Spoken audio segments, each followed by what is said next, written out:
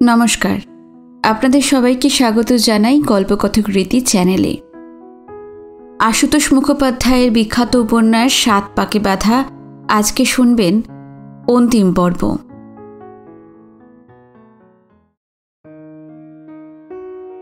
বরুণার বিয়ে বাড়ির আনন্দটা ঠিক কানায় কানায় ভরে ওঠেনি। অবশ্য আমন্ত্রিত অভ্যাগত জনেরা কেউ কিছু অনুভব করেননি। বিজন আর ননীমাধবের সাড়ম্বর ব্যবস্থায় কোনো ত্রুটি নেই। সেদিক থেকে বিয়েবাড়ি সরগরম। আদর, অভ্যর্থনা, হাসি খুশি, মাঙ্গলিক উলুধ্বনি, শঙ্খধ্বনির ছড়াছড়ি। এরই তলায় তলায় শুধু বাড়ির মানুষ কটির মনে একটা চাপা অস্বস্তি ক্রমশ থিতিয়ে উঠেছে। এমনকি ঘরমাক্ত কলেবর দাশু পর্যন্ত সহস্র কাজের ফাঁকে গাছ কোমর শাড়ি জড়ানো কর্মব্যস্ত বড় দিদিমণিকে দেখে একটু বিমনা। ও সামনাসামনি হলে বিজনের মুখে গাম্ভীর্যের ছায়া পড়ছে। মিসেস বাসু কলম মুখর ব্যবস্থার মধ্যেও স্পষ্টই কিছু বলার ফাঁক খুঁজেছেন, আর ডক্টর বাসুও ওর দিকে চেয়েই অন্যমনস্ক হয়েছেন। বিয়েবাড়িতে এখনও একজনের দেখা নেই। সকলের সংশয় হয়তো এরপর আর আসবেও না। অর্চনাই শুধু এখনো ভাবছে না যে আসবে না, ভাবতে পারছে না। পিসিমা যাবার পর থেকে এই পর্যন্ত একটা রাতও সে বাপের বাড়িতে থাকেনি। মায়ের ক্ষোভ, দাদা বৌদির অনুরোধ, বরুণার অভিমান, এমনকি বাবার অনুরোধ সত্ত্বেও না। শেষের এই কটা দিনও খুব সকালে এসেছে আর যত রাত্রিরই হোক ফিরে গেছে। আর সেই কারণে ঘরের মানুষটাকে ভিতরে ভিতরে একটু সদয় মনে হয়েছে। ওর এত পরিশ্রম আর ছোটাছুটি দেখে দিন তিনেক আগেও সে ওকে বলেছে, এই কটা দিন তুমি সেখানেই থাকতে পারো, আমার কোনো অসুবিধা হবে না। আমার হবে, আমি থাকব না। অর্চনা হয়তো অন্য কিছু বলতে পারত, আরও নরম, আরও বুকের কাছে টেনে নিয়ে আসার মতোই কিছু। কিন্তু ইতিমধ্যেই পিসিমার কাছে লেখা চিঠি, পিসিমাকে ফিরিয়ে নিয়ে আসা আর ওর নিজের হরিদ্বারে যাওয়া নিয়ে আরও একাধিক রাত্রি নিঃশব্দে ওকে চোখের জল ফেলতে হয়েছে। সব কটা আবেদনের বিকৃত প্রতিফলনে রূঢ় আঘাত পেয়েই ফিরে আসতে হয়েছে। সেই আঘাত আজও থেকে থেকে টনটনিয়ে ওঠে। দিন সাতেক আগে বাবা নিজে এসেছিলেন বড় জামাইয়ের কাছে, বলেছেন সব দেখে শুনে করে কর্মে দিতে হবে। বলেছেন বাড়ির সকলেরই তো মাথা গরম, কাজের কাজ কারোর দ্বারা হবে না। সব দেখে শুনে করে কর্মে দেবার জন্য যাবে। সুখেন্দু এমন কথা মুখে অবশ্য বলেনি, যায়ও নি। যাক, অর্চনাও মনে মনে চায়নি সেটা। মায়ের ভাবগতিক আর দাদার বড়লোকি কাণ্ডকারখানা জানে। এই লোকের এই মানসিক অবস্থায় আগের থেকে যাওয়া মানেই গোলযোগের সম্ভাবনায় পা বাড়ানো। তা বলে বিয়ের রাতেও আসবে না এমন সংশয় অর্চনার মনে রেখাপাত করেনি। কিন্তু যতই সময় যাচ্ছে ভিতরে ভিতরে দমেই যাচ্ছে। কাজের ফাঁকে ফাঁকে লোকজনের আনাগোনার দিকে সচকিত দৃষ্টি নিক্ষেপ করছে। কাঁচা ক্ষতর ওপর অতি নরম পালক বুলোলেও অসহ্য লাগে অনেক সময়। বড় জামাইয়ের খোঁজে ঘনিষ্ঠ অভ্যাগতদের স্বাভাবিক জিজ্ঞাসাবাদও বাড়ির মানুষদের সেই রকমই লেগেছে। ছোটোখাটো উৎসব অনুষ্ঠানে বা সামাজিক যোগাযোগে বড় জামাইটি সাক্ষাৎ কেউ বড় পায়নি বললেই চলে। অর্চনার বিয়ের পর অনেকেই হয়তো আর চোখেও দেখেনি তাকে। কাজেই এক বিয়েতে এসে ছোট জামাইয়ের প্রসঙ্গ থেকে বড় জামাইয়ের তত্ত্বতলাশটা অস্বাভাবিক কিছু নয়। অনেকে হয়তো কথায় কথায় নিছক সৌজন্যের খাতিরেই জিজ্ঞাসা করেছেন, বড় জামাই কোথায়, বা বড় জামাইকে তো দেখলাম না। কিন্তু সেইটুকুই বক্র কৌতূহলের মতো লেগেছে বাড়ির লোকদের। বিজনের চাপা রোষ, মায়ের তার দ্বিগুণ, এমনকি বাবাও একটু বিব্রত। অর্চনা নিজেও সুস্থির বোধ করেনি। একটু আগেই এক বান্ধবী সামনাসামনি চড়াও করেছিল ওকে, কিরে অর্চনা, তোর বরকে তো দেখছি না, কোথায় তিনি? কেন, নিজেরটাতে তোমার পোষাচ্ছে না, আমারটাকেও চাই? থাক থাক, খুব হয়েছে বাবা। 2 বছর ধরে তো এমন আগলে আছিস যে একটা দিনও ভদ্রলোকটাকে দেখলাম না। তাহলে আর একটু ধৈর্য ধরে থাক, এলেই দেখতে পাবি। তখন ওর ধারণা যে সুখেন্দু আসবে। তারপর ইলামাসিও জিজ্ঞাসা করেছে, ইলামাসির ছেলে মিন্টুও খোঁজ করেছে, মাস্টারমশাই কোথায়? নিচে এসেছিল বরুণার জন্য 1 গিলাস শরবত নিতে। বৌদি এসে চুপি চুপি জানালো, এ বড় বিচ্ছিরি দেখাচ্ছে, কিন্তু সবাই সুখেনবাবুর খোঁজ করছে। তোমার দাদা তোমাকে একবার টেলিফোন করতে বলছিল। বৌদি, তোমার যদি ইচ্ছে হয় তুমি করো। বর এসেছে শুনে দোতলার মেয়েরা সব হুড়মুড়িয়ে সিঁড়ি দিয়ে নামছিল। হাতের গেলাস বাঁচিয়ে অর্চনা উপরে উঠতেও কম সময় লাগলো না। তাদের বর দেখার হিড়িকে কোণে সাজে বরুণা একাই ঘরে বসে। দিদির মুখের ওপর চোখ রেখে শরবতের গেলাস হাতে নিল। দিদি, জামাইবাবু এলো না রে? তোমার নিজের ভাবনা ভাবো, এখন ওদিকে এসে গেছে। দাঁড়াবার সময় নেই যেন, তাড়াতাড়ি বাইরে এলো। নিজের অজ্ঞাতেই বোধ হয় বাবার ঘরের কাছাকাছি এসেছিল। সেইখানেও এই একজনের অনুপস্থিতির কারণে বাবা মায়ের বচসা কানে এলো। অর্চনা চুপচাপ সরে গেল। ডক্টর বাসু ঘরে এসেছিলেন আর একবার টেলিফোন করতে। টের পেয়ে মিসেস বাসু সেই নিরিবিলিতে এসে চড়াও হয়েছেন। 3 বার তো টেলিফোন করলাম, সাড়া না পেলে কি করব বলো তো? সাড়া না দিলে সাড়া পাবে কি করে? আমাদের মুখে চুন কালি দেবার জন্যই এই বিয়েতে সে আসছে না, জেনে রাখো। কি লজ্জা, কি লজ্জা! যার সঙ্গে দেখা হয় সেই জিজ্ঞাসা করে বড় জামাই কোথায়। আমি আগেই জানতুম সে আসবে না। ওরা আজকাল আর এক ঘরে থাকেও না, সেই খবর তুমি রাখো। আমি কি খবর রাখবো? এগুলো কি আমার খবর রাখার জিনিস?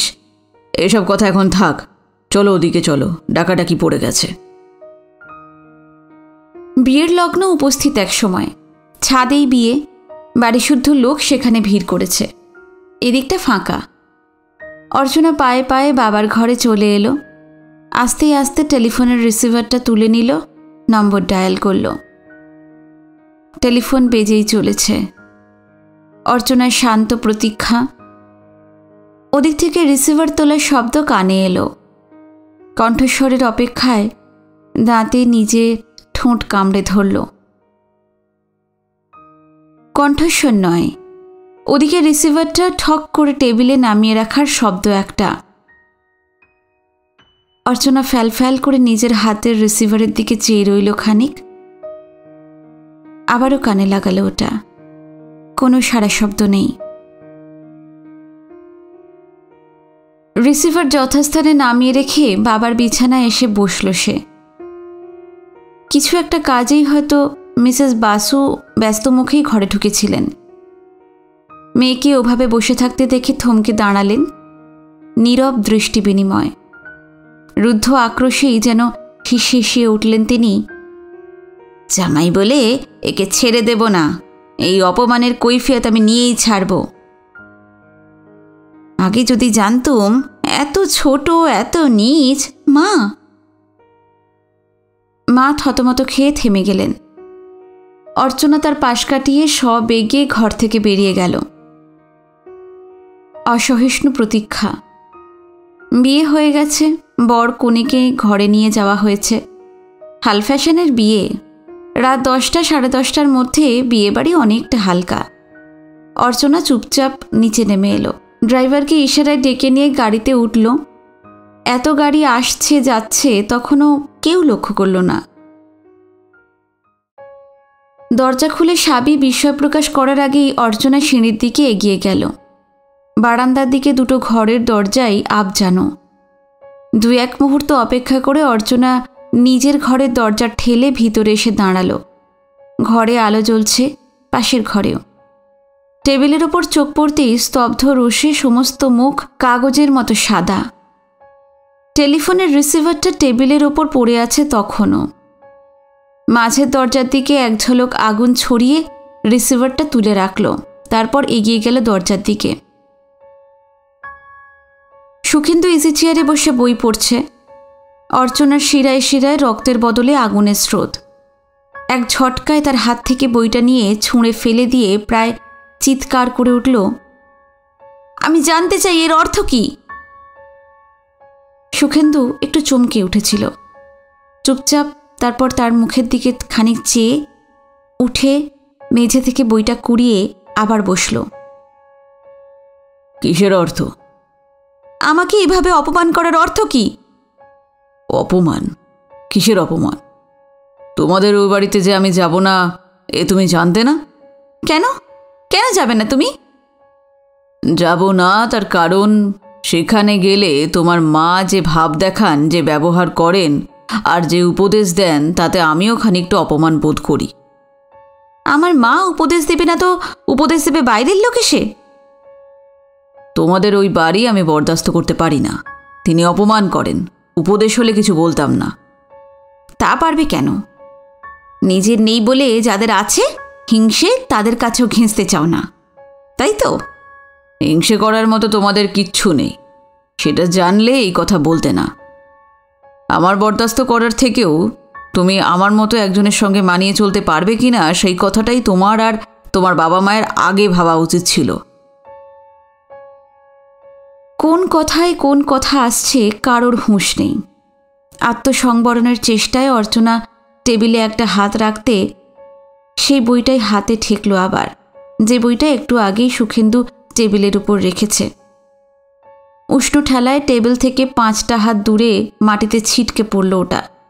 তীক্ষ্ণ কণ্ঠে বলল, বাবা মার কথা থাক, আমি নিজে সব দিক ভেবেই এই বাড়িতে এসেছিলাম, সেটা তুমি টের পাওনি? কিন্তু তুমি আজ এত বড় অপমানের মধ্যে আমাকে ঠেলে দিতে তোমার মায়া হয়নি?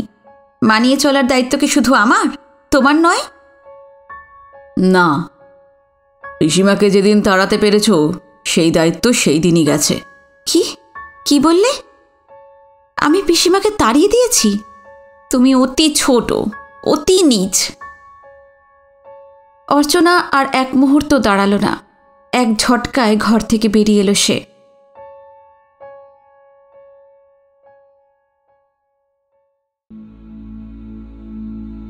ভাঙার পর্ব শেষ। সকল সঙ্গতির মাঝখান দিয়ে ভবিতব্যে ছুরি চালানাও শেষ।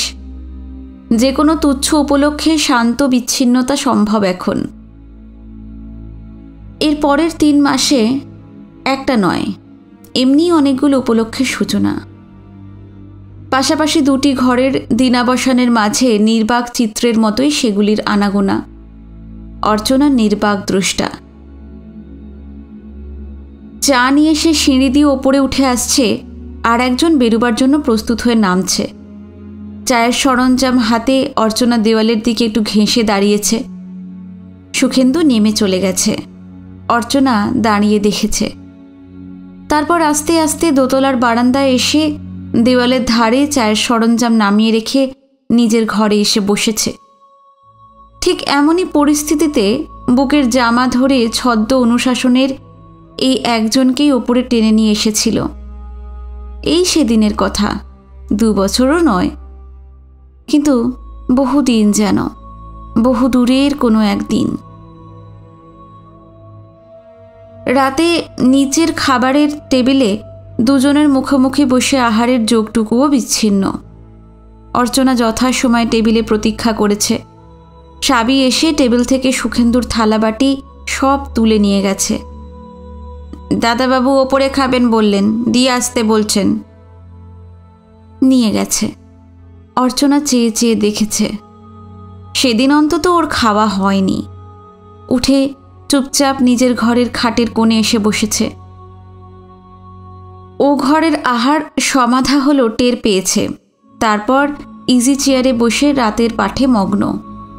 আলো নিভেছে একসময়। গাত্রোত্থান, শয্যাশ্রয়, ঘুম, এই ঘরের আলো জ্বলছে।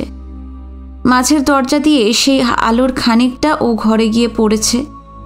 সেই আলোর ওপর ছায়া পড়েছে একটা।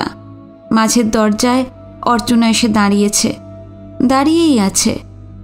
ওই ঘরে সুপ্তির ব্যাঘাত ঘটেনি।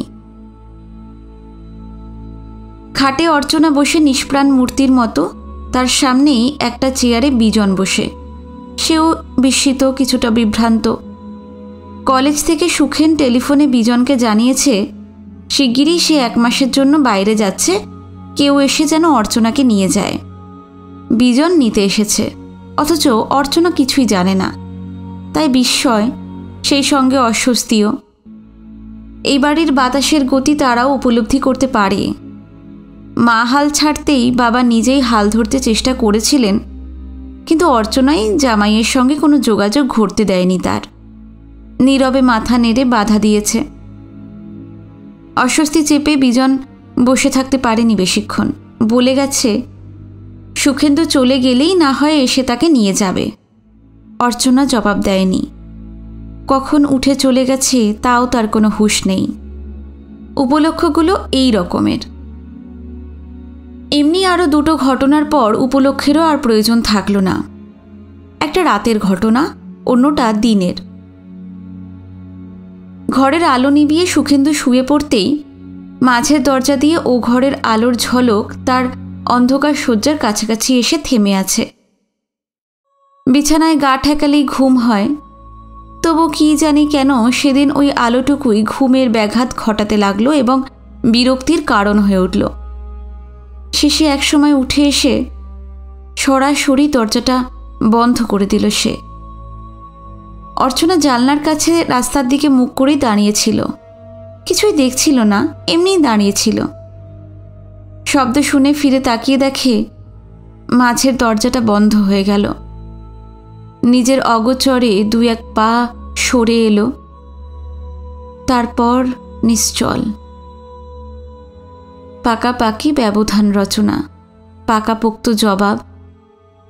দরজা বন্ধ হতে ঘরের আলোটা জোরালো লাগছে। হলদে দরজাটা চকচক করছে।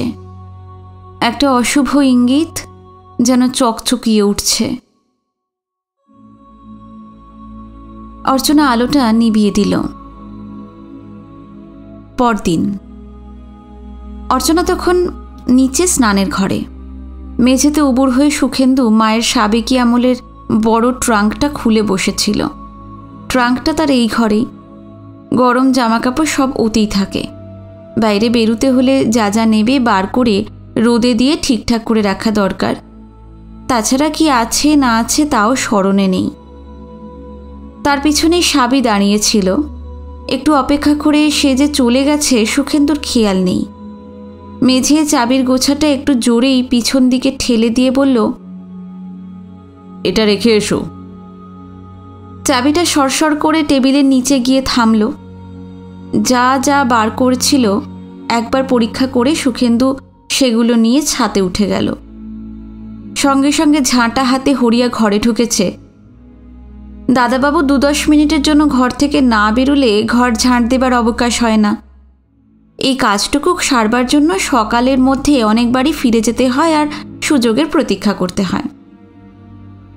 টেবিলের নিচে চাবিটা চোখে পড়ল। হরিয়া ওটা তুলে নিয়ে সামনের দেওয়াল তাকের কোণে রেখে দিয়ে গেল। অর্চনার সেই চাবির খোঁজ পড়ল দুপুরে খেতে নামার আগে।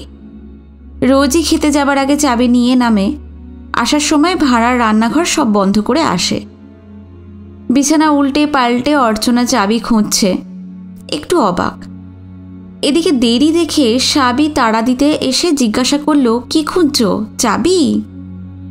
কিছু না বলে অর্চনা শুধু তাকালো তার দিকে। সাবি জানালো, বৌমণি ঘরে ছিল না বলে দাদাবাবু বিছানার নিচ থেকে চাবিটা তাকেই এনে দিতে বলেছিল। চাবি দাদাবাবুর কাছেই। অর্চনার মুখের দিকে চেয়ে সাবি যে জন্য এসেছিল তার বলা হলো না, পায়ে পায়ে প্রস্থান করল। অর্চনা খাটের বাজু ধরে আস্তে আস্তে বিছানায় বসে পড়ল। নির্বাক, অনুভূতিশূন্য। শুধু এইটুকুই বাকি ছিল, শুধু এইটুকুই বাকি ছিল। মাঝের দরজার দিকে চোখ গেল, দরজা বন্ধ। বিকেল থেকে আকাশের রং অন্যরকম। সূর্যাস্ত সীমার ওধারে কালো মেঘের ভিড়। একটার সঙ্গে আর একটা জুড়েছে, আর একটার সঙ্গে আর একটা। ছেঁড়া ত্বকের মতো মেঘের গা ছেঁড়া দগদগে লাল আলো। বিকেল শেষ হতে না হতে পাটকিলে রঙের অন্ধকার ছেয়ে গেল। অর্চনা একসময় উঠল, আলো জ্বালল। ও ঘরের আলো জ্বলতেই সে এসেছে টের পেল। বেরুলো আবার, তাও ঘণ্টা 2 বাদে ফিরে আসাটাও টের পেল। সাবি যথারীতি রাতের খাবার রেখে এই ঘরে এলো তাগিদ দিতে। দুপুরেও খাওয়া হয়নি বৌমনির, তাই রাত্রিতে আর ভাত ঢেকে রেখে নিশ্চিন্ত হতে পারছে না সে। অর্চনা জানলার কাছ থেকে একবার ফিরে তাকিয়েছে শুধু। একটি অজ্ঞাত অস্বস্তি চেপে সাবি আবার ফিরে গেছে। দূরে দূরে ক্ষীণদ্যুতি তারাগুলোর অসময়ে ঘরে ফেরার তারা টুপটাপ করে একটার পর একটা নিবেছে। মেঘের পায়তারা চলছে সেই থেকে, টিপ টিপ 2-1 ফোঁটা পড়ছে কখনো সখনো। বর্ষণের নাম নেই, ভ্রুকুটি বেশি। রাস্তার লোক চলাচলও কমে আসছে। টেবিলের টাইমপিস ঘড়িটায় তখন রাত 10টা। সুখেন্দু ইজি চেয়ারে শুয়ে নিবিষ্ট মনে বই পড়ছে। শান্ত মুখে অর্চনা বারান্দা দিয়ে তার ঘরের সামনে এসে দাঁড়ালো। বাইরে থেকেই 2-4 মুহূর্ত দেখল, তারপর ঘরে ঢুকে পায়ে পায়ে সামনে এসে দাঁড়ালো। বইটা নামাও, কথা আছে একটু। সুখেন্দু আসতেই বই নামালো, তাকালো অর্চনার দিকে। অর্চনা খুব শান্ত কণ্ঠে বলল, বিয়ের পর থেকে আমাদের বনিবনা হলো না, সেটা বোধহয় আর বলে দিতে হবে না, সে তো দেখতেই পাচ্ছি। এভাবে কি চিরকাল চলবে? সুখেন্দু নিরুত্তর চেয়ে আছে অর্চনার দিকে। অর্চনার মুখের একটা শিরাও কাঁপছে না, কণ্ঠস্বর আরও ঠান্ডা, আরও নরম। আমাদের তাহলে ছাড়াছাড়ি হওয়াই ভালো, তাই না? সুখেন্দুর মুখে চকিত রুক্ষ ছায়া পড়ল একটা, তারপর সেও স্থির। কি করে? আইনে যেমন করে হয়। আত্মস্থ হবার জন্য সুখেন্দু হাতের বইখানা টেবিলে রাখল, উঠে দাঁড়ালো, ঘরে পায়চারি করল একবার। কিছুক্ষণ ভাবল। অর্চনা জবাবের প্রতীক্ষা করছে। যদি চাও আমার দিক থেকে কোনো বাধা আসবে না। অর্চনা আর প্রতীক্ষা করল না, শিথিল পায়ে ঘরে চলে এলো। টেবিলের সামনে চেয়ারটাতে বসল, কিন্তু বেশিক্ষণ বসে থাকা গেল না। আস্তে আস্তে আবার ওই জানলার কাছেই দাঁড়ালো। দাঁড়িয়েই আছে। রাত বাড়ছে, নিচের রাস্তাটাও নিঝুম। অবসানের মুহূর্তগুলো শূন্যতার মন্ত্রে নিটোল ভরাট হয়ে উঠল ক্রমশ। স্তব্ধতায় ছেদ পড়তে লাগলো। বাতাস দিয়েছে। বিকেল থেকে আকাশের যে সাজ সরঞ্জাম শুরু হয়েছিল সেখানে তাড়া পড়েছে। অর্চনার কোনো হুঁশ নেই, ঠায় দাঁড়িয়ে আছে তেমনি। খোলা চুল উড়ছে, শাড়ির আঁচলের অর্ধেক মাটিতে লুটিয়েছে। ওদিকে বাতাসের জোর বাড়তে লাগলো। মেঘে মেঘে বিদ্যুতের চলাফেরা, বাতাসে ঝড়ের সংকেত, অদূরে গাছ দুটোর সরসর মাতামাতি।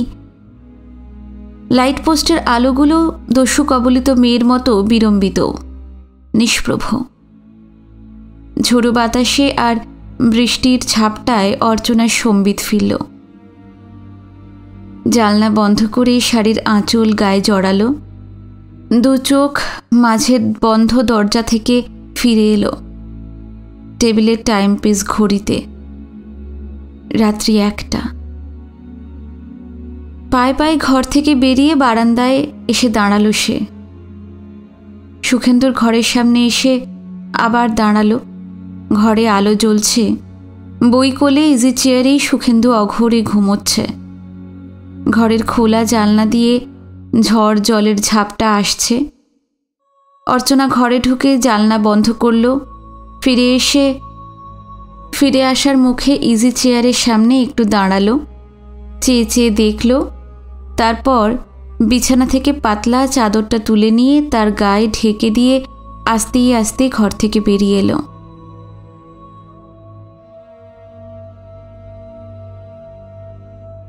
দুপক্ষের অনুমোদনের ফলে যা ঘটবার সহজেই ঘটে গেছে। বিচ্ছেদের পরোয়ানা বেরিয়েছে। বাপের বাড়ির আবহাওয়া রীতিমতো গরম সেদিন। বাড়িতে যেন সাড়া পড়ে গেছে একটা।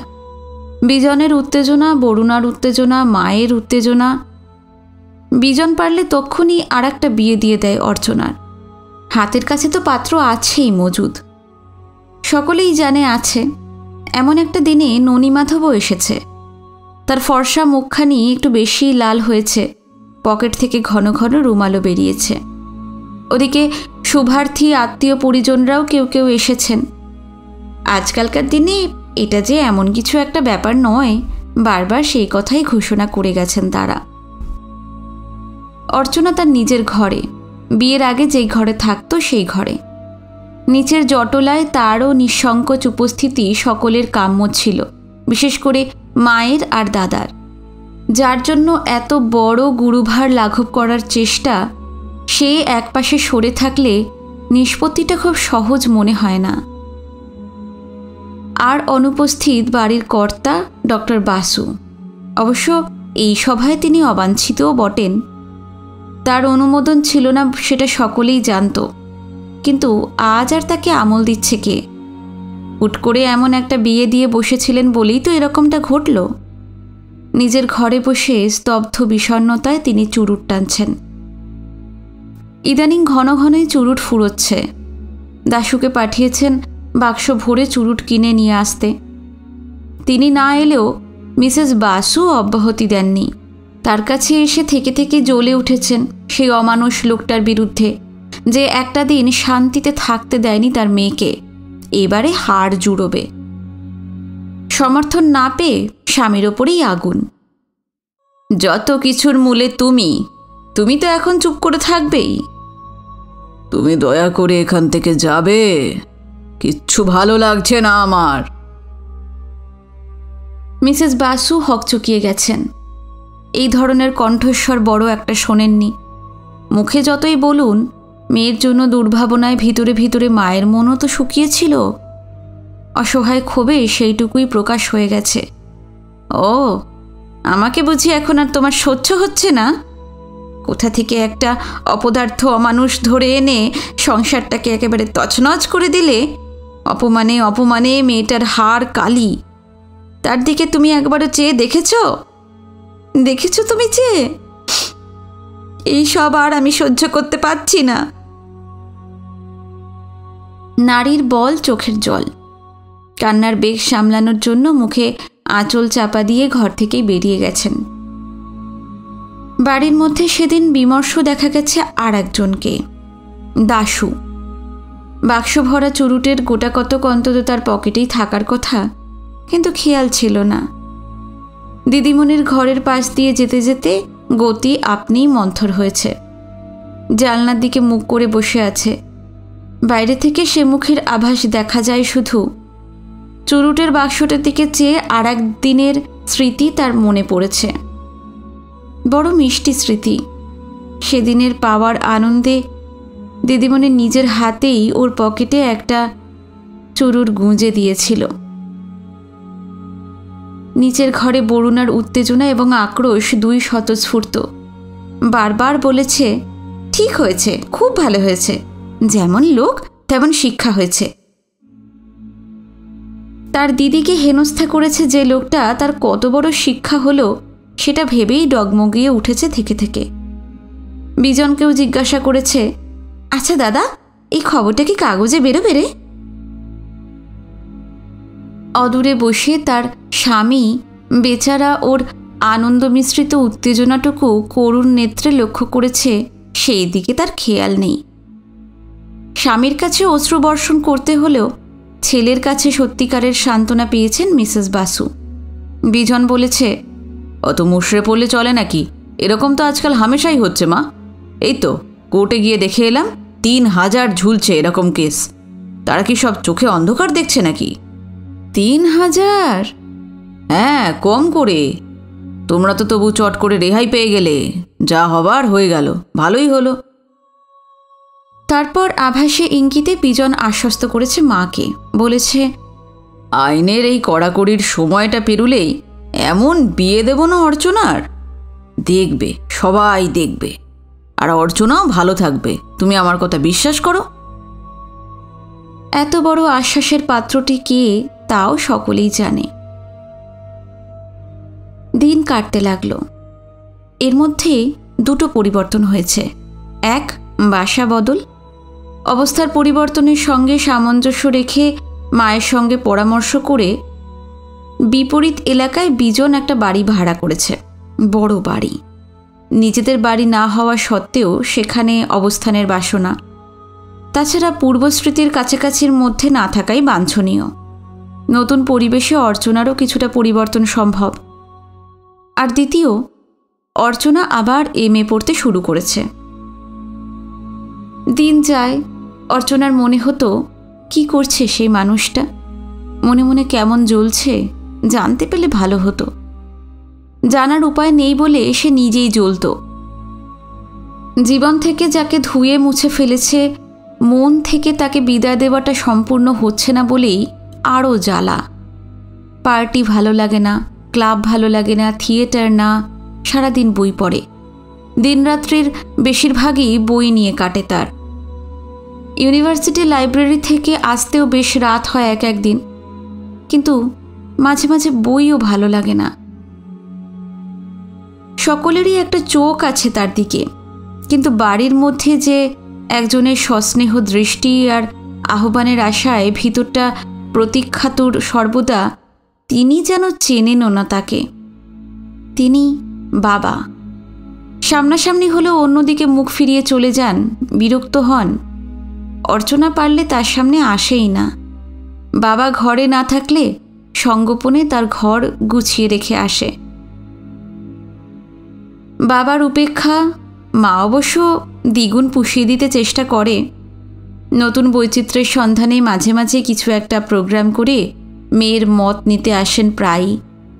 অর্চনা কখনো নিষ্পৃহভাবে চুপ করে থাকে, আবার অকারণে ঝাঁঝিয়ে ওঠে এক একদিন। ননীমাধবের সিনেমার টিকিট কেনা নিয়ে সেদিন মায়ের সঙ্গে একপ্রস্থ হয়ে গেছে। অর্চনা সবে ইউনিভার্সিটি থেকে ফিরছিল। ননীমাধবের গাড়িটা প্রায়ই যেমন দাঁড়ানো থাকে সেই দিনও দাঁড়ানো ছিল। নিজের ঘরে এসেই একটা বই নিয়ে সে শুয়ে পড়েছে। মা ভিতরে ঢুকে প্রসন্ন মুখে সংবাদ দিয়েছেন, ননীমাধব সকলের জন্যই সিনেমার টিকিট কেটে বসে আছে, তার জন্যই সকলে প্রতীক্ষা করছে। সকলের অর্থাৎ দাদা, বৌদি, অর্চনা। অর্চনা মায়ের মুখের দিকে একটা শান্ত দৃষ্টি নিক্ষেপ করে বই হাতে আবার পাশ ফিরে শুয়েছে।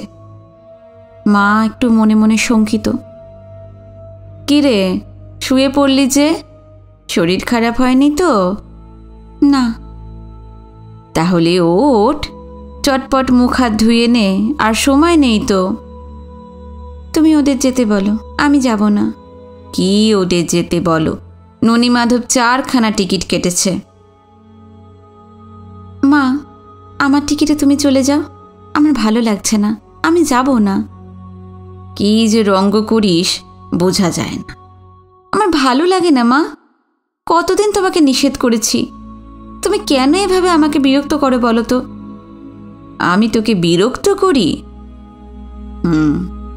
আমারও হয়েছে যেমন জ্বালা, তাই তো সবেতেই আসি।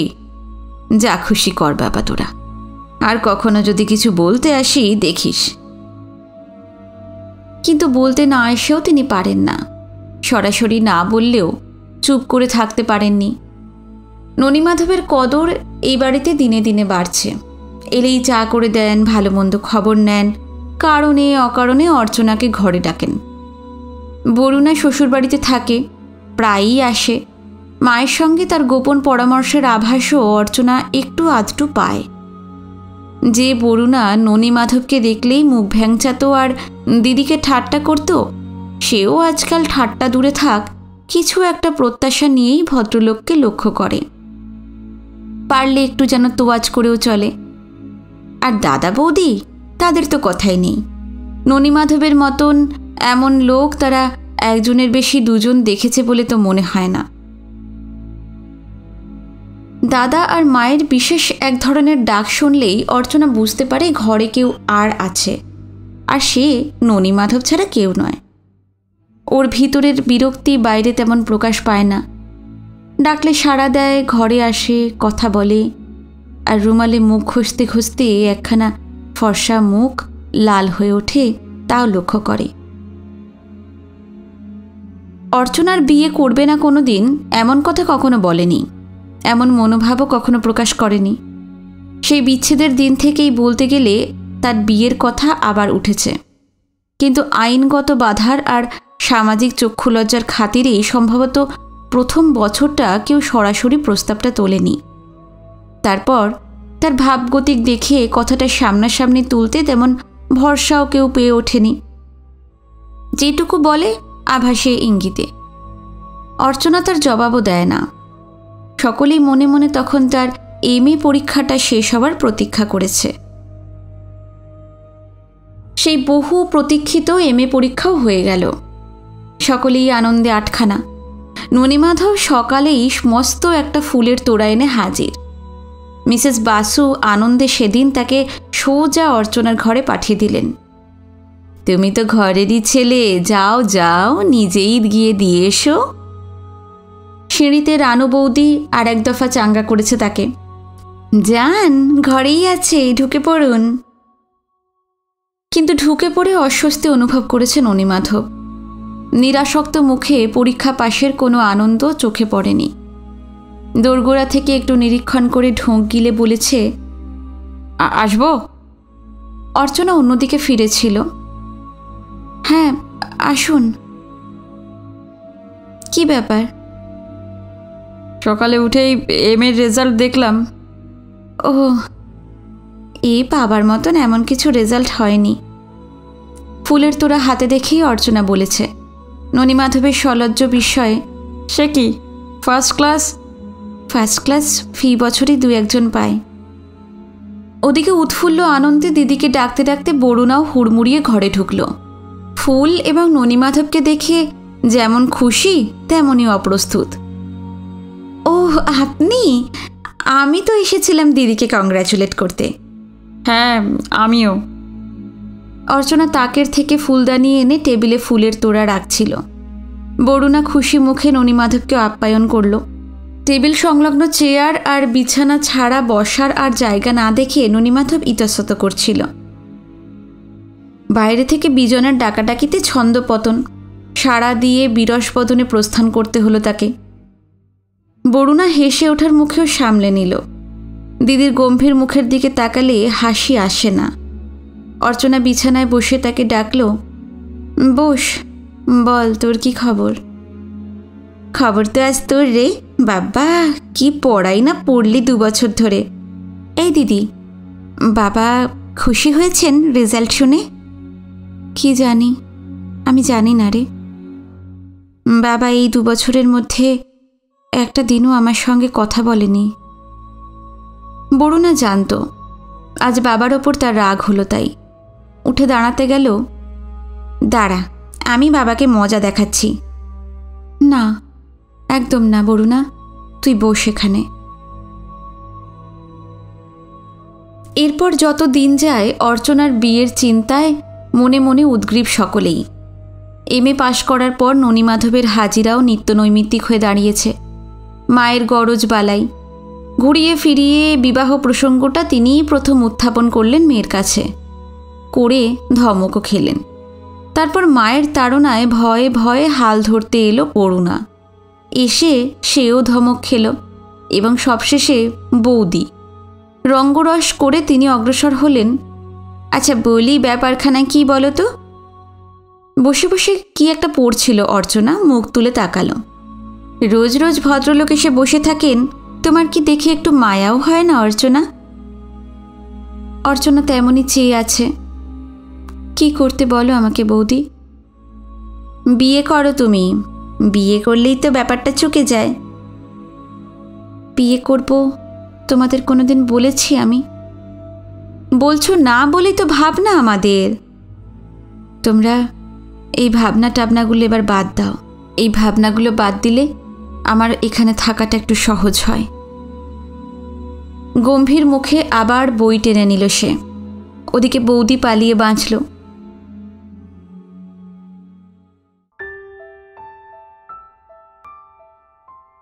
বই রেখে অর্চনা জানলার কাছে এসে দাঁড়ালো। পড়াশোনা নিয়ে সে ভালোই ছিল, এই ঢালা অবকাশ দুর্বহ। স্মৃতিপথে যারা ভিড় করে আসে, দু হাতে তাদের ঠেলে সরিয়ে রাখার চেষ্টায় ভিতরে ভিতরে সে ক্লান্ত। প্রতিটি দণ্ড পল মুহূর্ত ভারী বোঝার মতো। রাস্তায় দুটো মেয়ে পুরুষ গান গেয়ে ভিক্ষা করছে। পুরুষের গলায় সস্তা একটা হারমোনিয়াম ঝোলানো, মেয়েটির কাঁধের দুদিকে দু পা ঝুলিয়ে বসে একটা কচি বাচ্চা। হালকা গান। এই দুনিয়ায় নারী পুরুষের অনাবিল বিনিময় গানের বিষয়বস্তু। অনেকেই শুনছে, কেউ কেউ পয়সা দিচ্ছে। অর্চনা নির্নিমেষে দেখছে। জীবন ধারণের একটা যৌথ প্রচেষ্টা দেখছে সে। মেয়েটার কাঁধের শিশুটিকেও দেখছে। অর্চনার সর্বাঙ্গে কিসের একটা শিহরণ। চেষ্টা করেও সে অন্যমনস্ক হতে পারছে না। ঝাপসা চোখের সামনে একটা অয়েল পেন্টিং ছবি এসে পড়ছে বারবার। সেই ছবিতে নারীর আকুতি। অব্যক্ত নীরবতায় সেই নারী যেন ওরই প্রতীক্ষা করেছিল, ওর কাছেই কিছু চেয়েছিল। সেই চাওয়ার সঙ্গে সুর মিলিয়ে বসেছিল আর এক বৃদ্ধা বিধবা। আর তারা চাইবে না, তাদের চাওয়া শেষ। অর্চনা জানলা থেকে সরে এলো। ভিতরটা এখনো কেমন ধড়ফড় করছে। অব্যক্ত যাতনায় মন থেকে সব কিছু আবার ঝেড়ে ফেলতে চেষ্টা করল সে। আবার পড়বে। যা হোক একটা বিষয় নিয়ে আবারও পড়ানো শুরু করবে সে। সংকল্পটা টের পাওয়ার সঙ্গে সঙ্গে বাড়ির লোকের দ্বিগুণ ভাবনা, বিশেষ করে মায়ের আর বিজনের। এখনই একটা নিষ্পত্তি হওয়া দরকার। পড়াশোনায় এগিয়ে গেলে আবারও 2 বছরের ধাক্কা। এমএ পাশ করেছে, তার 7-8 মাস হয়ে গেল। অর্চনা জানে ননীমাধবের সঙ্গে তার বিয়েটা সম্পন্ন করার পিছনে দাদারই আগ্রহ আপাতত সব থেকে বেশি। শুধু বন্ধু নয়, এত বড় এক উঠতি ব্যবসার অর্ধেক অংশীদার। তাকে আত্মীয়তার মধ্যে এনে ফেলতে পারলে 16 আনা নিশ্চিন্ত। রাত্রিতে সেদিন দাদার ঘরে ডাক পড়তেই অর্চনা এসে দেখে ঘরে শুধু মা আর দাদা বসে। সঙ্গে সঙ্গেই কেন ডাকা হয়েছে অনুমান করতে দেরি হলো না। বস, কি করছিলি? কিছু না। তুই আবার কি পড়াশুনো আরম্ভ করছিস নাকি শুনলাম? অর্চনা জবাব দিল না কোনো। দোরগোড়ায় ডক্টর বাসু এসে দাঁড়িয়েছিলেন, তার দিকেই চোখ গেল সকলের। একবার দেখে নিয়ে তিনি দরজার কাছ থেকে সরে গেলেন। বিজন ভনিতা বাদ দিয়ে সোজা আসল বক্তব্য উত্থাপন করল। এমএ পাস তো হয়েই গেছে তোর, আবার কিসের পড়াশুনো? আর তাছাড়া তুই এভাবে থাকবি কেন? আমি তো কিছুই বুঝতে পারছি না। তোমার কি ইচ্ছে দাদা? আমার মার, তোর বৌদির, সকলেরই তো ইচ্ছে। হাতের কাছে একটা এমন ছেলে আছে। অর্চনা একটু ধমকে উঠল। মিসেস বাসু সঙ্গে সঙ্গে পরিপূরক সুলভ মন্তব্য করলেন, হীরের টুকরো ছেলে। এই জন্যই কি ডেকেছ তোমরা আমাকে এখানে? না শোন না, রাগ করিস না। হ্যাঁ, ওই কথা বলার জন্যই তোকে এখানে ডাকা, কিন্তু এবার তো ভেবে দেখা দরকার। হ্যাঁ, দরকার দেখতেই পাচ্ছি। তোমার স্বার্থটা কোথায় আমি জানি দাদা, কিন্তু এ আবার কি কথা রে? আমরা তো তোর ভালোর জন্যই বলছি। ভালোর জন্য বলছো মা? হ্যাঁ, আমার ভালোর জন্য? আমার শুধু ঘরে ঘরে গিয়ে দেখতে ইচ্ছে করে তোমার মতো কজন মা কটা মেয়ের এত ভালো করছে। শুধু আমার দেখতে ইচ্ছে করে। কিন্তু কেন কেন এত ভালো করতে চাও বলো তো তোমরা? কেন ভালো করার এত মোহ তোমাদের? তোমাদের ভালো করার এই নিষ্ঠুর লোভে জ্বলে পুড়ে সব শেষ হয়ে গেল মা, সব শেষ হয়ে গেল। কিছু মনে করো না মা, আমার ভালো তোমরা অনেক করেছো, অনেক। দোহাই তোমাদের, আর ভালো করতে চেও না। মুখে আঁচল চাপা দিয়ে দ্রুত ঘর থেকে বেরিয়ে গেল। অদূরের রেলিংয়ের কাছে স্তব্ধ মূর্তির মতো আর একজনও দাঁড়িয়েছিল, চোখে পড়ল না। নিজের ঘরে এসে শয্যায় মুখ ঢাকল অর্চনা। পায়ে পায়ে রেলিং ছেড়ে দোরগোড়া এসে দাঁড়ালো ডক্টর বাসু। দেখলেন, ভিতরে এসে বিছানার একপাশে বসলেন। তারপর আস্তে আস্তে একখানা হাত রাখলেন মেয়ের পিঠের ওপরে। অর্চনা মুখ তুলল। গাল বেয়ে অঝরে ধারা নেমেছে। নিঃশব্দ দৃষ্টি বিনিময়। দুই হাতে তাকে আঁকড়ে ধরে অর্চনা ছোট মেয়ের মতো বাবার কোলে মুখ গুঁজল। এবার ডক্টর বাসু গভীর মমতায় মেয়ের পিঠে হাত বুলিয়ে দিতে লাগলেন। দু চোখ তারও চিকচিক করছে। দিন যায়, বছর ঘুরে আসে আরও একটা বছর। মা বলতে গেলে একরকম তফাতেই সরে আছেন, আর কারোর কোনো ভালো মন্দে তিনি যেন নেই। দাদাও চুপচাপ নির্লিপ্ত। শুধু বাবার ঘরেই আবার আগের মতো ডাক পড়ে অর্চনার। আগের মতো নয়, আগের থেকেও বেশি। আলোচনার ঝোঁকে এক একদিন সব দুর্ভাবনা সত্যিই ভোলেন তিনি। কিন্তু ভিতরে ভিতরে অর্চনা হাঁপিয়ে উঠেছে। বিষয়াম্ভরে প্রাইভেটে MA পরীক্ষা দেবে আবার। ঠিক করেও পড়াশোনা বলতে গেলে এগোয়নি। এক এক সময় ভাবে চাকরি বাকরি নিয়ে কোথাও চলে যাবে। MAতে ফার্স্ট ক্লাস পাওয়ার দরুন চাকরি সহজেই জুটতে পারে, কিন্তু তাতেও উৎসাহ নেই খুব। তার উপর কোথাও দরখাস্ত করেছে দেখলে বাবাই প্রকারান্তরে বাধা দেন, বলেন, করবি খন চাকরি, এত তারা কিসের? চাকরি না করলেও তোর কোনো ভাবনা নেই। নেই বলেই এমন ক্লান্তিকর শূন্যতা। কোনো কিছুর জন্যই তার যেন ভাবনা নেই। সব ভাবনা চুকিয়ে সে বসে আছে। এমন ভাবনা শূন্যতার মধ্যে নিজের অস্তিত্বটাই দুর্বহ বোঝার মতো মনে হয়। বাড়িতেও আর অশান্তির কারণ নেই কিছু। গৃহকর্তার নিষেধ আছে কেউ যেন ওকে উত্ত্যক্ত না করে। দাদার সামনে মায়ের মুখের ওপর সেই মর্মান্তিক জ্বালা প্রকাশ করে ফেলে অর্চনা নিজেই অনেকটা শান্ত হয়ে গেছে। মনে মনে অনুতাপও হয়েছে। নিজেরই তো ভাগ্য, দোষ দেবে কাকে? একটানা অবকাশে আর একজনের কথাও মাঝে মাঝে ভাবে। জীবনের সঙ্গী হিসেবে যাকে কখনো কল্পনা করতে পারেনি, সেই একজনের কথা, ননী মাধব। এখনও আসে। দাদা আর মায়ের মুখ চেয়েই বুঝতে পারে বোধহয় কিছু একটা গণ্ডগোল হয়েছে, তবু আসে। তার এই নীরব প্রতীক্ষা যাতনার মতো বেঁধে। ইচ্ছে করলেই ভালো বিয়ে করতে পারে, সুখী হতে পারে, কিন্তু সেটা তাকে কে বুঝিয়ে বলবে? অর্চনা ভাবে সম্ভব হলে ও নিজেই একদিন বলবে। ননীমাধব এলে ওকে আর ডাকাডাকি করে ঘরে আনতে হয় না। নিজে থেকেই এসে বসে এক একদিন। 2-5টা সাধারণ কথাও বলতে চেষ্টা করে, চা করে দেয়।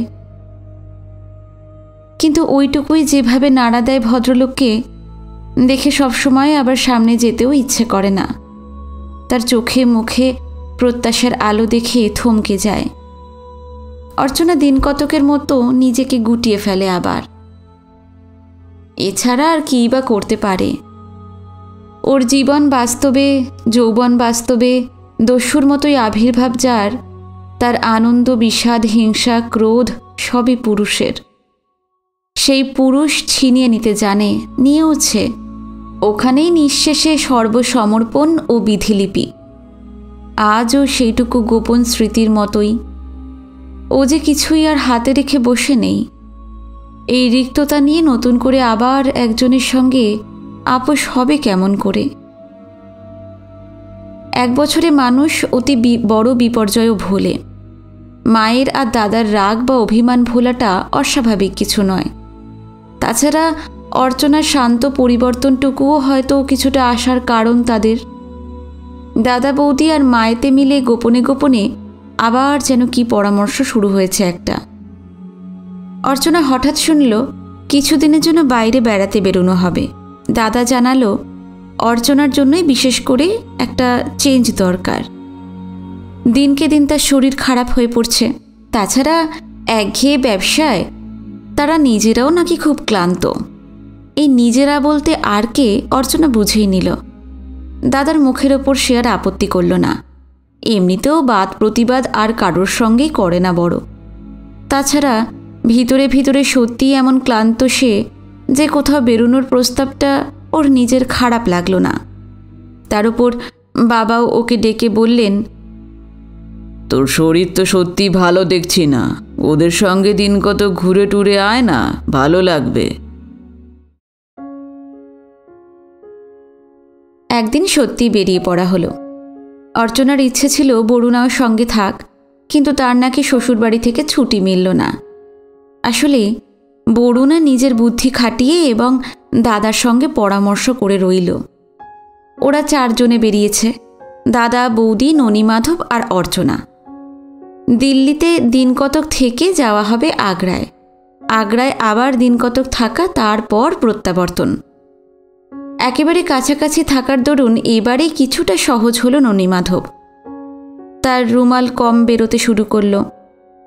দলের 2 জন যে তার দিকেই সে তো জানেই, এই বেড়ানোর তাৎপর্যও জানে। সুযোগ সুবিধে মতো অর্চনার সঙ্গে কথাবার্তা বলার অবকাশ অন্য 2 জনেই করে দেয়। অর্চনাও সদয় ব্যবহারই করছে তার সঙ্গে, হেসে কথা বলে, কথা শোনে। সে ইতিহাসের ছাত্রী। ইতিহাস স্মৃতি এবং ইতিহাস দর্শনের প্রতি ননীমাধবের সশ্রদ্ধ জিজ্ঞাসাবাদের উত্তরে হেসেই জবাব দেয় যেটুকু জানে। অন্য 2 জনের শোনার থেকেও দেখার দিকেই ঝোঁক বেশি। কাজেই দেখার সমারোহের মধ্যে দেখতে দেখতে এদিক সেদিক ছড়িয়ে পড়বে তারা, সে আর বিচিত্র কি। দিল্লি পর্ব সেরে আগ্রায় আসার মধ্যেই ননীমাধব মনে মনে অনেকটা ভরসা পেয়েছে। তার থেকেও বেশি ভরসা পেয়েছে দাদা, বৌদি। আগ্রায় এসে ইতিহাসের আশ্রয় ছাড়াও অন্য 2-4টে কথা বলতে শুরু করেছে ননীমাধব, যেমন বেড়াতে কেমন লাগছে, আজকাল কেন এত কম কথা বলে অর্চনা, ইত্যাদি ইত্যাদি। তাতেও বিরূপ বা বিরক্ত হতে দেখা যায়নি অর্চনাকে। 4র্থবার তাজমহল দেখতে দেখতে ননীমাধবের কথা শুনে তো বেশ জোরে জোরে হেসেই ফেলেছিল। ননীমাধব বড়ও একটা নিঃশ্বাস ফেলে বলেছিল, তাজমহল যে প্রেমের স্মৃতি সমাধি, এখানে আসার আগে এমন করে কখনো মনে হয়নি। শাহজাহানের দীর্ঘ নিঃশ্বাসগুলোই যেন জমে পাথর হয়ে আছে। অর্চনাকে হঠাৎ অমন হেসে উঠতে দেখে ননীমাধব অপ্রতিভ হয়ে পড়েছিল। লজ্জায় তার ফর্সা মুখ লাল হয়ে উঠেছিল। দাদা, বৌদিও উৎফুল্ল মুখে তাড়াতাড়ি এগিয়ে এসেছে। অর্চনা হেসে বলেছে, কেন এই তোমরা রোজ রোজ তাজমহলে আসো বলো তো? ভদ্রলোকের মন খারাপ হয়ে যায় তো। এতদিনে বিজন মনে মনে সত্যি পার্টনারের তারিফ করল। খুশির কানাকানি চলতে লাগলো স্বামী স্ত্রীর মধ্যে। একটা গুরু বোঝা হালকা হলো। পরদিনের প্রোগ্রাম ফতেপুর সিকরি, মাইল 25 দূর আগ্রা থেকে। সকলে মোটরে চলেছে। দূর থেকে ইতিহাসের স্মৃতি সমারোহর দিকে দৃষ্টি আকৃষ্ট হল। অর্চনার দিকে চেয়ে ননীমাধব নীরব কৌতূহলের আভাস পেল। মোটর থেকে নামতেই 3-4 জন গাইড ছেঁকে ধরল তাদের। এই ব্যাপারটা দিল্লিতেও দেখেছে, আগ্রাতেও দেখেছে। অদূরে চুপচাপ দাঁড়িয়েছিল একজন অতি বৃদ্ধ গাইড। সোনের মতো সাদা চুল, সাদা দাড়ি, পরনে সাদা মলিন ঢোলা আলখাল্লা। জোয়ানদের সঙ্গে ঠিকমতো পাল্লা দিতে পারে না বলেই হয়তো সবিনয়ে অদূরে দাঁড়িয়েছিল। যদি কেউ নিজে থেকেই ডেকে নেয় ভালো। তা ডেকে নিল। কি জানে কেন তাকেই পছন্দ হলো ননীমাধবের। বুড়ো মানুষ, দেখাবে শোনাবে ভালো। সামনে আকাশ ছোঁয়া সিঁড়ির সমারোহ। বিশাল বিস্তৃত সিঁড়ি। প্রতিটি সোপান মর্তের মানুষের কালোত্তীর্ণ আকাঙ্ক্ষার স্বাক্ষর। সকলেই উঠতে লাগল। অনেক দূর থেকে কোনো মুসলমান পীরের যান্ত্রিক সুরের স্তোত্রগান ভেসে আসছে। অদ্ভুত স্তব্ধ একটা পরিবেশ। কাল যেন এক অপরিমেয় স্মৃতিভার বুকে করে এইখানটিতেই থমকে দাঁড়িয়ে গেছে। সিঁড়ির শেষে বিশাল চত্বর। গাইড ঘুরতে লাগলো তাদের নিয়ে, গল্প করতে লাগলো, ইতিহাসের গল্প। এটা কেন, ওটা কি, ইত্যাদি ইত্যাদি। চোস্ত উর্দুর অনেক কথাই বোঝা গেল না, কেউ চেষ্টাও করল না বুঝতে। গাইড আপন মনে তার কাজ করে যাচ্ছে, অর্থাৎ বকে যাচ্ছে, আর এরা নিজেদের মনে কথাবার্তা কইতে কইতে দেখছে। শুধু অর্চনারই দু চোখ ইতিহাস, স্মৃতি, প্রাচুর্যের মধ্যে একেবারে হারিয়ে গেছে। ঘুরতে ঘুরতে একসময় শ্রান্ত হয়ে পড়েছে সকলে, শেষ নেই যেন। রানুদেবী এক জায়গায় বসে পড়ল। উফ, তোমরা ঘুর বাবা, আমি আর পারি নে। জলের ফ্লাস্কের জন্য সে হাত বাড়ালো। ফ্লাস্ক বিজনের কাঁধে, অতএব বিজনও বিশ্রামের সুযোগ পেল একটু। ওদিকে গাইডের পাশে অর্চনা, কাজেই তার পাশে ননীমাধব। তারা এগিয়ে চলল আবার। ওদের দুজনের বসে পড়াটা মিষ্টি কিছু ইঙ্গিত মনে করে শ্রান্তি সত্ত্বেও ননীমাধব তুষ্ট এবং উৎফুল্ল। কিছু একটা বলার জন্যই একসময় মন্তব্য করল, কি উদ্ভট সব শখ ছিল আকবর লোকটার, এইরকম একটা ছন্নছাড়া জায়গায় এসে এই কাণ্ড করে বসেছে। গাইড তার কথাগুলো সঠিক না বুঝুক, বক্তব্যটা বুঝল। গল্পের খোরাক পেল আবার। এই শখ নয় বাবুজি, শাহানশাহ বাদশাহ এখানে ফকির চিস্তির দোয়া মেঙে সব পেয়েছিলেন বলেই এখানে এইসব হয়েছিল। গাইড এরপর বলতে লাগলো, এই তামাম জায়গা তো জঙ্গল ছিল, কেউ আসতো না, শের আর বুনো হাতি চড়ত। শাহানশাহ আকবর যুদ্ধ ফেরত এখানে এক রাতের জন্য আটকে পড়েছিলেন। এই ভীষণ জঙ্গলের গুহায় সাধন ভজন করতেন এক পয়গম্বর পুরুষ, ফকির সেলিম চিস্তি। ওরা কথা শুনতে শুনতে এগোচ্ছিল। খুব যে আকৃষ্ট হয়েছিল এমনও নয়, ননীমাধব তো নয়ই, অর্চনার মন্দ লাগছিল না। গাইড গল্প বলে চলেছে, এত বড় বাদশাহ সেই ফকিরকে দেখা মাত্রই কেমন যেন হয়ে গেলেন। তার দুয়া মাংলেন বাদশাহ। শাহানশাহর মনে ছিল বেজায় দুঃখ। খাস বেগমের দুটো ছেলে হয়ে মরে গেছে, আর ছেলে হয়নি। তাখতে তাও সে বসবে কে, কাকে দিয়ে যাবেন মসনদ? ফকির চিস্তি বললেন, আল্লাহর দোয়ায় বাদশার আবার ছেলে হবে। বেগমকে এইখানেই নিয়ে আসতে বললেন সেলিম চিস্তি। আকবর বাদশাহ তাই করলেন। 9 মাস ছিলেন এখানে খাস বেগমকে নিয়ে। তারপর ছেলে হলো, ছেলের মতো ছেলে, বাদশাহ জাহাঙ্গীর। শাহানশাহ গুরুর নামে ছেলের নাম রাখলেন সেলিম। আর ফকির গুরুর আশ্রমে বাস করবেন বলে সব জঙ্গল সাফ করে এখানে এত বড় রাজদরবার গড়ে তুললেন তিনি। ফকির বই বাদশাহ আকবর আর কিচ্ছু জানতেন না। কখন যে নিবিড় আগ্রহে শুনতে শুরু করেছে অর্চনা নিজেরই খেয়াল নেই। হঠাৎ কেমন যেন স্পর্শ করল এই কাহিনী তাকে। শুনতে শুনতে একটা সমাধির কাছে এসে দাঁড়ালো তারা। মার্বেল পাথরের শুভ্র সমাধি, লাল কাপড়ে জড়ানো, চারিদিকে নকশাকাটা পাথরের জালি দেওয়াল। গাইড জানালো, এই হলো ফকির চিস্তির সমাধি। অর্চনা কেমন যেন অভিভূত হয়ে গেল। দেখছে চুপচাপ, আর কি একটা অজ্ঞাত আলোড়ন হচ্ছে তার ভিতরে। হঠাৎ তার চোখে পড়ল সেই জালির দেওয়ালে অসংখ্য সুতো আর কাপড়ের টুকরো বাঁধা। সুতোয় আর কাপড়ের টুকরোয় সমস্ত দেওয়ালি বিচ্ছিরি দেখাচ্ছে। সে গাইডকে জিজ্ঞাসা করলো, এগুলো কি? গাইড জানালো, যাদের ছেলে হয় না তারা ছেলের জন্য ফকিরের দোয়া মেঙে এই সুতো বা কাপড় বেঁধে রেখে যায়। কত দূর দূর দেশ থেকে নিঃসন্তান মেয়েরা সুতো বাঁধার জন্য এখানে আসে। কি হিন্দু, কি মুসলমান, কি খ্রিস্টান, সবাই আসে। ছেলে কামনা করে এখানে এসে ভক্তি ভরে সুতো বেঁধে দিলেই ছেলে হবে। ফকিরের আশীর্বাদ কখনো মিথ্যে হয় না। 300 বছর হয়ে গেল, কিন্তু লোকের বিশ্বাস আজও যায়নি। অর্চনার কানে এক বর্ণও ঢুকল না। কি একটা সুপ্ত ব্যথা খচখচিয়ে উঠছে ভিতরে ভিতরে। টকটকে লাল হয়ে উঠেছে সমস্ত মুখ, ঘন নিঃশ্বাস পড়ছে। ফকিরের সব কথা ননীমাধব শোনেনি, কিন্তু অর্চনার দিকে চেয়ে সে থমকে গেল। কি হলো? জবাব না দিয়ে অর্চনা সুতো বাঁধা সেই জালের দেওয়ালের দিকে চারদিকে ঘুরতে লাগল।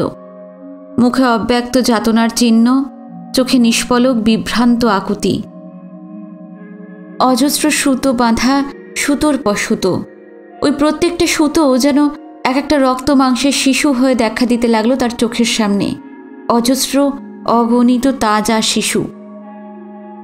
কি একটা উত্তেজনায় অর্চনা কেঁপে কেঁপে উঠতে লাগলো। ননীমাধব কাছে এগিয়ে এলো। কি হলো? কিছু খারাপ লাগছে? অর্চনা তার কথায় হঠাৎ সচেতন হলো, তাকালো, তারপর বলল, না না, আমার আমার খুব গরম লাগছে, একটু জল পান কিনা দেখুন তো। হন্তদন্ত হয়ে জলের সন্ধানে ছুটল ননীমাধব। জলের তৃষ্ণা দু চোখে এমন করে ফুটে উঠতে জীবনে আর কখনো দেখেনি। ননীমাধব পা বাড়াবার সঙ্গে সঙ্গেই অর্চনা একটা কাণ্ড করে বসল। ফ্যাঁস করে দামি শাড়ির আঁচলটা ছিঁড়ে ফেলল। বৃদ্ধ গাইডের বিমূঢ় চোখের সামনে সেই শাড়ির টুকরো জালির দেওয়ালে বেঁধে দিয়ে দ্রুত সরে এলো সেখান থেকে। সর্বাঙ্গে থরথর কাঁপুনি, দেহের সমস্ত রক্তই বুঝি মুখে উঠে এসেছে। গাইড কয়েক নিমেষে তার মুখের দিকে চেয়ে কি বুঝল কেই জানে। টেনে টেনে বলল, ফকিরের দোয়া কখনো মিথ্যে হয় না মাইজি, সূচিমতো থাকো আর বিশ্বাস করো। ননীমাধব জল নিয়ে এসে হতভম্ব, কারণ অর্চনা অন্যমনস্কের মতো বলল, জলের দরকার নেই। দাদা বৌদিও এসেছিল, ওর মুখের দিকে চেয়ে অবাক তারা। বারবার জিজ্ঞাসা করতে লাগলো কি হয়েছে, কিন্তু অর্চনা কথা বলতে পারছে না। নিজেকে আড়াল করতে পারছে না বলেই বিব্রত হয়ে পড়েছে আরও বেশি। ছেঁড়া শাড়ির আঁচল ঢেকে ফেলেছে, তবু অস্ফুট স্বরে বলল, আমার শরীরটা ভালো লাগছে না, এক্ষুনি ফেরা দরকার। এরপর তারা দ্রুত সিঁড়ির দিকে এগোলো, ব্যাকুল উদ্গ্রীব। অর্চনার জন্য একটা মুহূর্ত ভালো লাগছে না আর। তরতরিয়ে সিঁড়ি দিয়ে নেমে আসতে লাগলো। তাড়াহুড়ো করে সকলেই হোটেলে ফিরল, কিন্তু কি একটা ব্যাপার ঘটে গেল হঠাৎ, ভেবে না পেয়ে সকলেই বিভ্রান্ত। দাদা বৌদি ননীমাধবকেই এটা ওটা সেটা জিজ্ঞাসা করতে লাগলো, কিন্তু সেও তো কিছু জানে না, সেও বিমূঢ় কম নয়।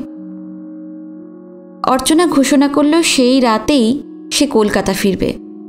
আবারও আকাশ থেকে পড়ল সকলেই, কিন্তু তার দিকে চেয়ে মুখে আর কোনো কথা বলল না। স্থানীয় ডাক্তার ডেকে ব্লাড প্রেশার দেখিয়ে নেওয়ার কথাও সকলেরই মনে হয়েছে, কিন্তু শোনা মাত্রই অর্চনা রেগে উঠল এমন করে যে সকলেই নির্বাক। ট্রেনে সারা পথ এক অধীর অপ্রতীক্ষায় নিঃশব্দে ছটফট করতে দেখা গেল তাকে। বেশি রাতে অন্য দুজন যখন তন্দ্রাচ্ছন্ন, ননীমাধব তখন কাছে এলো। সত্যিকারের আকুতি নিয়ে জিজ্ঞাসা করল, কি হয়েছে একটু বলবে? অর্চনা সচকিত হয়ে তাকালো।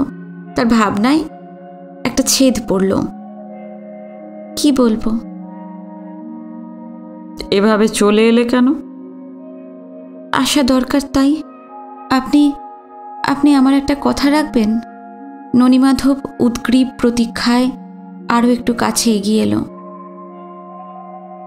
আমাকে ভুলে যান, নইলে এত অপরাধের বোঝা আমি বইতে পারবো না। অর্চনা জানলা দিয়ে বাইরের অন্ধকারে মুখ ফেরালো। বিস্ময়ে বেদনায় ননীমাধব বোবা হয়ে গেল।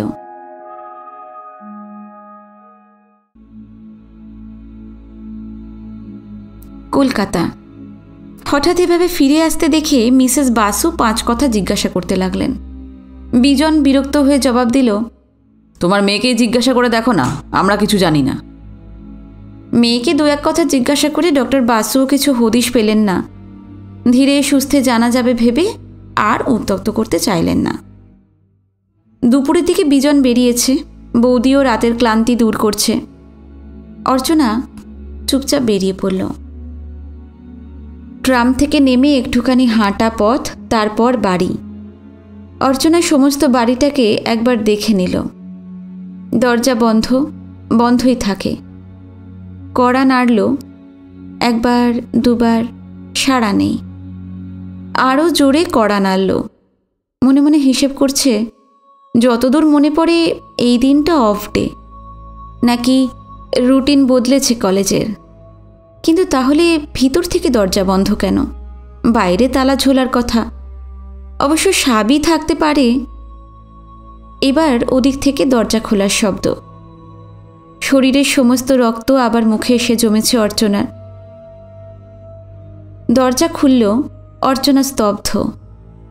দুপুরের ঘুম ভাঙা চোখে দরজা খুলেছে একটি মেয়ে, বিবাহিত, সুশ্রী, কোলে তার একটি ফুটফুটে শিশু। দরজা খুলে মেয়েটিও একটু অবাক হলো। আচমকা ধাক্কাটা অর্চনা যেন যন্ত্রচালিতের মতোই সামলে নিল। জিজ্ঞাসা করল, এই বাড়িতে কে থাকেন? জিজ্ঞাসা করার দরকার ছিল না। দরজার নেম প্লেটে সুখেন্দু মিত্রের নাম লেখা, আর শিশুটির মুখের আদলেও তার জবাব লেখা। মেয়েটি ইশারায় নেম প্লেটটাই দেখিয়ে দিল। ও ও আমি ঠিকানাটা ভুল করেছি। বেশ ছেলেটি তো, আপনাদের ছেলে? মেয়েটির মুখে তুষ্টির আভাস একটু, মাথা নাড়ল। তারপর জিজ্ঞাসা করল, আপনি কোথায় যাবেন? অর্চনা ব্যস্তভাবে জবাব দিল, এদিকেই যাব। আপনাকে এই ভর দুপুরে বিরক্ত করলাম, নমস্কার। আর জিজ্ঞাসাবাদের ফুরসত না দিয়ে ছেলেটির গালে আর একবার আঙুল স্পর্শ করে অতি আধুনিকার মতোই টকটক করে রাস্তায় নেমে এলো অর্চনা বসু।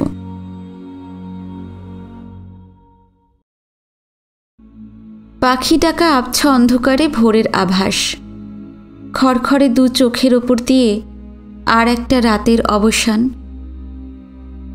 অর্চনা বসু উঠবে, ইজি চেয়ারটা ঠেলে ভিতরে নিয়ে যাবে। তারপর হাত মুখ ধুয়ে এসে চেয়ারে বসে ঝিমোবে খানিক। দাশু ওদিকে চা নিয়ে আসবে। পর পর 2-3 পেয়ালা চা খেয়ে গা ঝাড়া দিয়ে উঠে দাঁড়াবে সে। চান করে আসবে।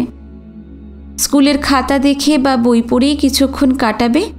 তারপর শুচি শুভ্র বেশবাসে নিজেকে ঢেকে স্কুলে যাবার জন্য প্রস্তুত হবে। সেই ধপধপে সাদা পোশাক, তার সাদাটে ব্যবধান, সেই গাইডের সূচিমতো থাকার নির্দেশ এখনো ভোলেনি অর্চনা বসু। আর তার কথা মতো বিশ্বাসটাও দূর করে উঠতে পারেনি।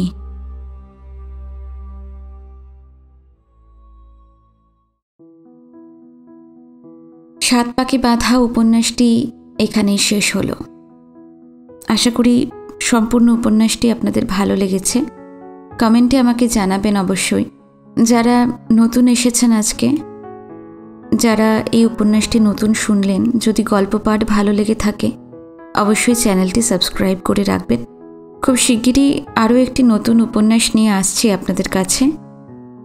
খুব ভালো থাকবেন, সুস্থ থাকবেন। নমস্কার।